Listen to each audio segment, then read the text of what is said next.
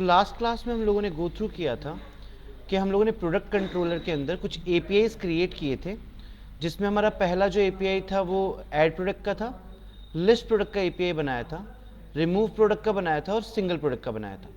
अब मैंने आप लोगों को एक चीज़ और बताई थी पहले कि जब भी हम एपीआई क्रिएट करते हैं तो एपीआईज क्रिएट करते टाइम हम लोग को एक चीज़ का ध्यान रखना होता है कि जो भी हम एपीआई बना रहे हैं वो एपीआई बेसिकली कैसे यूज़ होंगे। अगर मान लीजिए ये जो एपीआई हम क्रिएट कर रहे हैं वो एपीआईज हमारे कुछ इस तरीके से काम करते हैं कि हम लोग किसी भी यूआरएल पे मतलब कहीं पे भी उस एपीआई को डालें और एपीआई को हिट करें तो हिट करने पे वो एपीआई चल जाएगा। अगर ऐसा कुछ हो रहा है तो काम नहीं बन पाएगा। मतलब बेसिकली कुछ ऐसा होना चाहिए कि अगर हम लोग एडमिन का एक्सेस दें या एडमिन डैशबोर्ड लॉगिन करें तो ही जाके वो काम कर पाए। ठीक है, सो इस केस में हम लोग क्या करेंगे, इस केस में हम लोग बेसिकली एक ऑथेंटिकेशन टोकन का इस्तेमाल करेंगे। मैं आपको एक रोड मैप समझाता हूँ। सो हम बेसिकली यहाँ पे आ जाते हैं एक बार, और यहाँ पे आके हम लोग एक बार को समझने की कोशिश करते हैं। सो हुआ क्या, मान लीजिए हमारे पास एक एपीआई है, ठीक है, और वो एपीआई काम आती है हमारे लिए किस लिए, प्रोडक्ट को ऐड करने के लिए। तो हम यहाँ पे बना लेते हैं, यहाँ पे एक एपीआई है जो क्या करेगी, प्रोडक्ट को ऐड करेगी। अब एपीआई क्या है, एपीआई एक लिंक है, जैसे हमने बोल दिया local host slash product slash add करके। अगर वो किसी भी इंसान ने डाल दिया और प्रोडक्ट ऐड हो गया हमारी वेबसाइट में तो ये तो गलत हो गया ना। तो क्या होता है, प्रोडक्ट को ऐड करने के लिए या प्रोडक्ट को रिमूव करने के लिए इन सब के लिए एक टोकन जनरेट किया जाता है जिसको बोला जाता है authentication token. It means admin, जो इंसान वेबसाइट का एडमिन है वो एडमिन आके पहले क्या करेगा, अपना लॉगिन करेगा।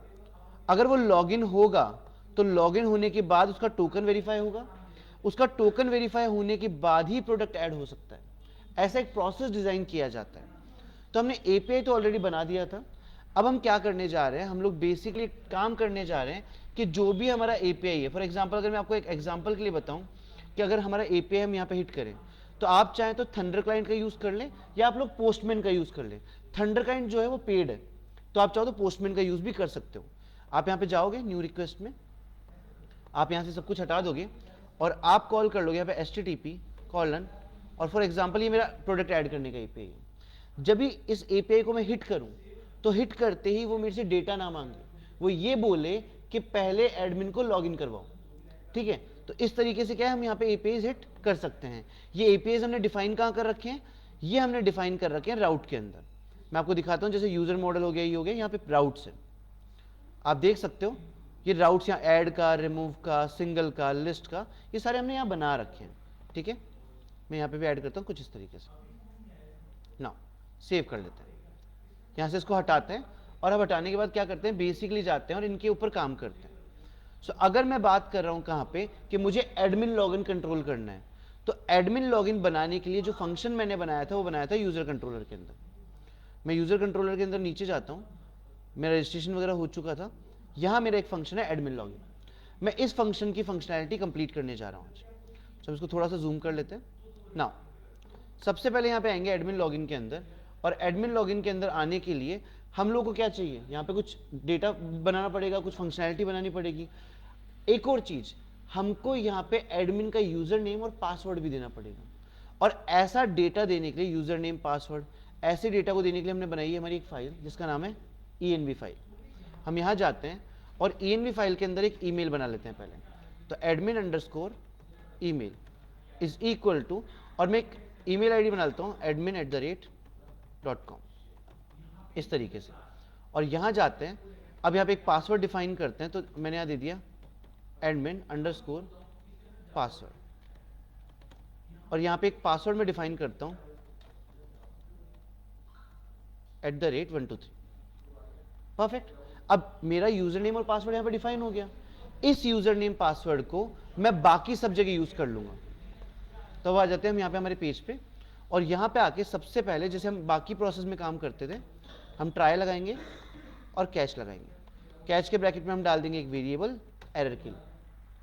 नाउ नेक्स्ट, अब ट्राई वाले ब्लॉक के अंदर जाएंगे और ट्राई वाले ब्लॉक के अंदर हम एक वेरिएबल कॉल करेंगे कॉन्स्ट, और यहाँ पे ईमेल और पासवर्ड कॉल कर देंगे।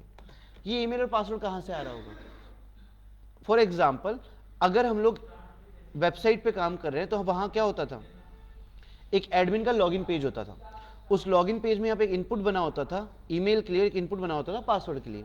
हमको ये दोनों ईमेल और पासवर्ड कलेक्ट करने। नोड.जेएस में कहाँ से मिलते हैं? ये मिलते हैं हमारे रिक्वेस्ट डॉट बॉडी से। सो रिक्वेस्ट डॉट बॉडी मतलब उस पेज के, उस फॉर्म की रिक्वेस्ट से हमने ईमेल और पासवर्ड को फेच करवा लिया। अब हमको क्या चेक करना है? हमको चेक करना है कि ये वाला जो ईमेल और पासवर्ड है वो हमारी ENV फाइल में जहां दिया है ना हमने अभी @agin करके, वो वाले पासवर्ड से मैच कर रहा है नहीं कर रहा है। तो कैसे करेंगे चेक? हम यहां आएंगे और यहां पे आके लगा देंगे इफ कंडीशन। यहां लिखेंगे email equal to process dot, वो फाइल का नाम क्या था? ENV डॉट, और वहां से निकाल लेंगे हम एडमिन। तो मेरे पास कोई स्पेलिंग मिस्टेक ना हो, मैं उस फाइल को यहां पे ओपन कर लेता हूं। और ये रहा मेरा वेरिएबल का नाम। तो मैं यहां जाऊंगा और ये वेरिएबल का नाम पेस्ट कर दूंगा। तो मैंने क्या चेक किया? फॉर्म में जो ईमेल डाला गया वो ENV फाइल के ईमेल से मैच कर रहा है नहीं कर रहा है। उसके बाद लगाएंगे एंड और फिर चेक करेंगे फॉर्म का पासवर्ड। पासवर्ड वेरीफाई करेंगे किससे? प्रोसेस डॉट ENV डॉट, वापस से जाते हैं यहाँ पे और यहाँ से कॉपी कर लेते हैं एडमिन पासवर्ड। परफेक्ट। अगर ये दोनों वेरीफाई हो जाते हैं, ईमेल आईडी और पासवर्ड सेम निकल जाते हैं, तो हम क्या बोलेंगे कि हमारा लॉगिन हो रहा है। अगर लॉगिन होगा तो मैं फिर बता रहा हूं, जब भी ऐसे कंडीशन में लॉगिन होता है तो आपको क्रिएट करना होता है एक 64 डिजिट का टोकन जो वेरीफाई करता है, जो सिक्योर करता है वेबसाइट को। उसको हम यहाँ पे बोलते हैं जेसन वेब टोकन या JWT टोकन। ठीक है, तो उस टोकन के लिए हम लोग यहाँ पे जाएंगे। हमने ऑलरेडी हमारे वीडियोस में काम करा है पहले।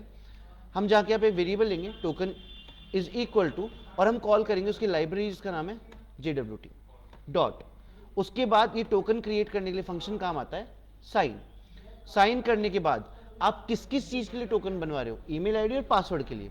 तो मैंने बोला ईमेल आईडी प्लस पासवर्ड। सो ये दो चीजों पे हम टोकन करेंगे। अब एक और चीज मैं क्लियर कर देता हूं, ये टोकन जो बेसिकली होता है, ये टोकन काम कैसे करता है? जो भी JWT टोकन बनता है वो हर लॉगिन पे अलग बनता है। जब भी एडमिन लॉगिन करेगा या जब भी यूजर लॉगिन करेगा, ऐसे सारे टास्क पे आप क्या करते हो? JWT टोकन बनाते हो। प्रोसेस एक बार वापस समझाता हूँ। मान लीजिए सबसे पहले यहाँ पे एक यूजर आया या एडमिन आया, हमारा हम इसको प्रॉपर्ली एडमिन बोल लेते हैं। एडमिन आया और उसने लॉगिन करने का ट्राई किया, उसका ईमेल आईडी और पासवर्ड वेरीफाई हुआ, उसके बाद उसका टोकन जनरेट हुआ। टोकन जनरेट होने के बाद वो लॉगिन होगा। परफेक्ट। और जब हम वेरीफाई करेंगे कि एडमिन सही है नहीं है, तो भी हम चेक करेंगे कि टोकन सही जनरेट हुआ है नहीं हुआ है।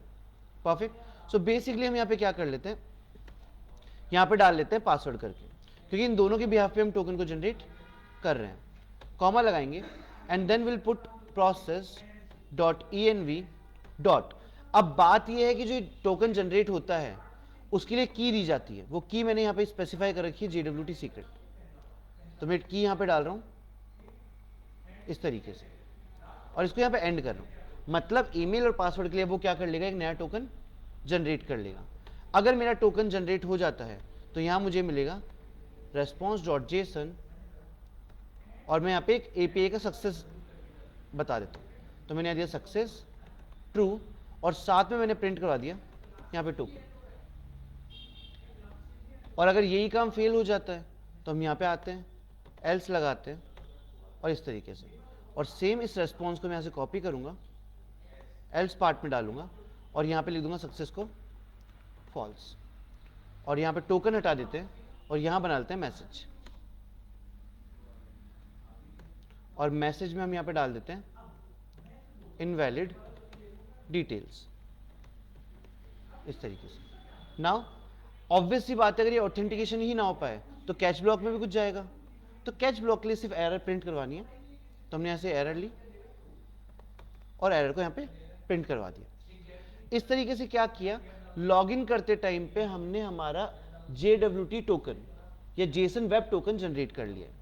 अब जेसन वेब टोकन जनरेट करने के बाद अगला काम जो होगा, हमको ये वेरीफाई भी करना पड़ेगा ना कि प्रोडक्ट को ऐड करवा रहे हैं। प्रोडक्ट को ऐड करवाने से पहले ये चेक करना पड़ेगा कि टोकन जनरेट हुआ है या नहीं हुआ। उस पर्टिकुलर काम के लिए बनाता है मिडलवेयर। सो बेसिकली हम लोग बनाने जा रहे हैं हमारा मिडलवेयर एडमिन ऑथेंटिकेशन के लिए।